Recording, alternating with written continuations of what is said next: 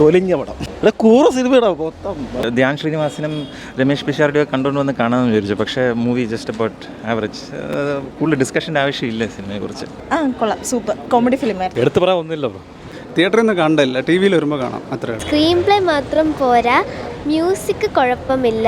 Just കണ്ടോണ്ടിരിക്കാൻ പോലും കൊള്ളത്തില്ല. അപ്പാണ് അവസാനം കാണിക്കുന്നുണ്ട്, അപ്പം ഒന്നുമില്ല. പിന്നെ ഒരു മെസ്സേജ് ഒക്കെ പറഞ്ഞു പോകുന്നുണ്ട്, പക്ഷെ അതിന് വലിയ ഇമ്പാക്റ്റ് ഒന്നും ഉണ്ടായിട്ടില്ല. ഈ മാസം കണ്ടതിൽ വെച്ച് എനിക്ക് അങ്ങനെ വലിയ ഇഷ്ടപ്പെടാത്ത ഒരു സിനിമയായിട്ട് വേണമെങ്കിൽ പറയാം. ഇതിന് ടിക്കറ്റ് എടുക്കുന്നതിന് എന്തെങ്കിലും അർത്ഥം ഒന്നുമില്ല. അവസാനമാകുമ്പോൾ ഇവർ തന്നെ പറയുന്നുണ്ട് പടക്കം പൊട്ടിയെന്ന്. പിന്നെ ഇൻ്റർവെൽ വരെ കൂടെ ഉണ്ടായിരുന്നവരൊന്നും ഇൻ്റർവെൽ കഴിഞ്ഞിട്ട് കണ്ടില്ല.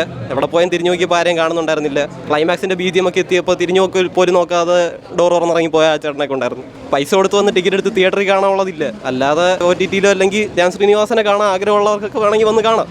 പുള്ളിയുടെ ജീവിതം പോലെ തോന്നി. പക്ഷേ ഇത് ചളിയായിട്ട് കണ്ട് കൂട്ടുകാരുള്ളതുകൊണ്ട് കമൻ്റ് അടിച്ച് തിരിക്കാൻ ഒറ്റയ്ക്ക് വന്നിരുന്നെങ്കിൽ ചിലപ്പോൾ തിരിച്ചിറങ്ങത്തില്ലായിരുന്നു. നോർമലി ഒരു സിനിമ കാണാൻ വരുന്നവർക്കുള്ള ആപ്പാണ്.